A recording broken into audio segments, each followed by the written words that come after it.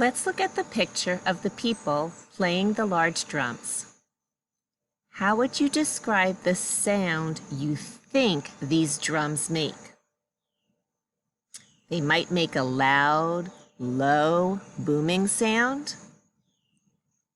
How do you think it would feel to be in the room when these drums are played?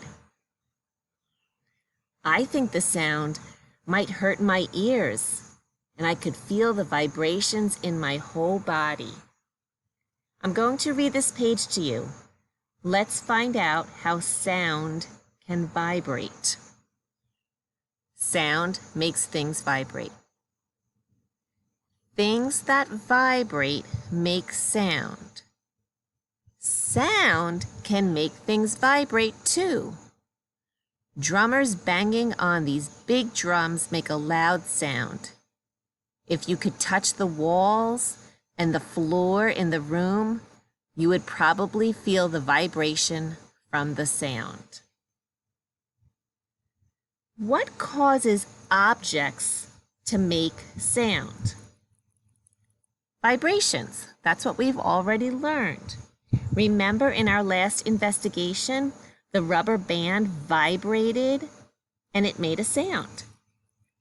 Today's big question is, can sound make things vibrate?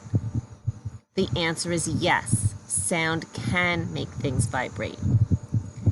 The text here says the drums in the picture make a loud sound. The loud sound of the drums makes the walls and the floor vibrate. This shows us how sound can make vibrations. Do you see anything else in this picture that might vibrate while the men were striking the drums?